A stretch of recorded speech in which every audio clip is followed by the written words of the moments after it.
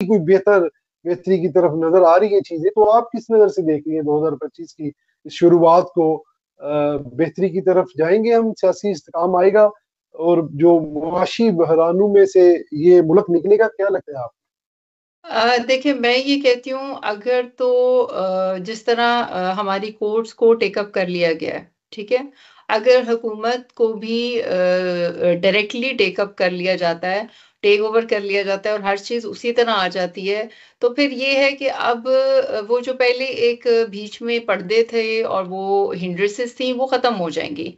अब लोग जो है, जी। अवाम डायरेक्ट हो जाएगी, उसका जो है लेना देना डायरेक्ट हो जाएगा, और उसको एक सिविलियन जो है वो सिविलियन नहीं रहेगा, बल्कि वो मेरे ख्याल में एक सोल्जर ही बन जाएगा।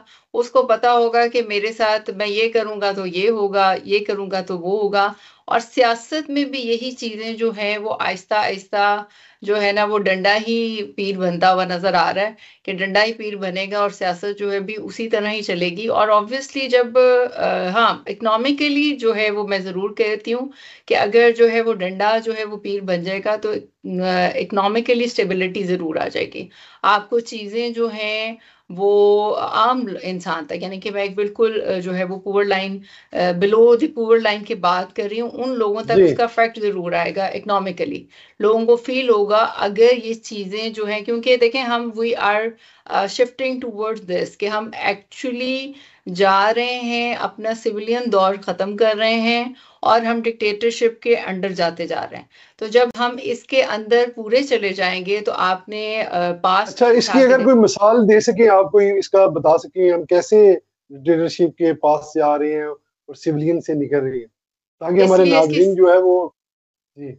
सबसे बड़ी इसकी मिसाल ये है कि आपकी जो कन्विक्शन है, एक आम इंसान को देखें, अदालत जो होती है वो इंसाफ का तराजू थामे हुई है। जी। अदालत जो है वो ये देखती है, जो आर्मी का रूल है, जो आर्मी का लॉ है, that is different, that is for the जी। Employees of the army. जो एक सिविल लॉ है वो सिविल लोगों के लिए है। तो अगर, और उनका वो, they are not employ, they are the, वो उस पूरे मुल्क की राया है, वो उस मुल्क की जो अवाम है। अवाम को जब आपने जिसका तराजू, और जो जस्टिस है, वो एक इम्पॉर्टेंट जो है वो हमेशा पिलर होता है एक मुल्क का। जब आपका एक इम्पॉर्टेंट पिलर जी। जो है उसको आप ओवरकम कर लेते हैं और उसको आप ड्रैग करके, you take it under the army law, आप उसको मिलिट्री लॉ के अंदर ले आते हैं, तो डेफिनेटली आप उसका एक मजबूत पिलर जो है वो स्मच कर रहे हैं उन फोर्सेस के साथ, जिन फोर्सेस ने आपकी जो है वो बाउंड्रीज के ऊपर रहना है, और उनको उन उधर जो लोग उनके एम्प्लॉय हैं, जी। उनके उनके जो है हिसाब किताब देखना है, उनकी अकाउंटेबिलिटी देखनी है। अब वो जब वो उस आम आवाम, आम राया को देखना शुरू कर देंगे, तो ऑब्वियसली ये मैटर करता है। इसी तरह हर चीज जो है वो फिर उसी जुमरे में होगी। फर्ज करें कि आपको कल को किसी जो है वो कंज्यूमर लॉ में प्रॉब्लम आती है, आप चले जाते हैं मिलिट्री अदालत में, और वहां जाके आपकी ट्रायल होती है, तो ऑब्वियसली आप हर चीज जो है अंडर दैट लॉ काम करने लग पड़े, अंडर दैट अदालत काम करने लग पड़े। तो क्या ये अफेक्ट नहीं करता?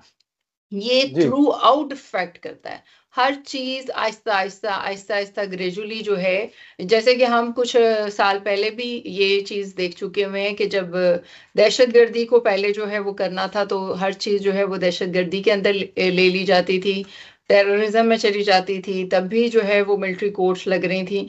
तो निज़ाम जो है वो, हम मुआशी तौर पे भी उनके अंदर जाने लग पड़े थे, जी। और सिविल तौर पे भी उनके अंडर जाने लग पड़ते थे। तो दैट डज अफेक्ट, और ये चीजें जो हैं वो मैटर करती हैं।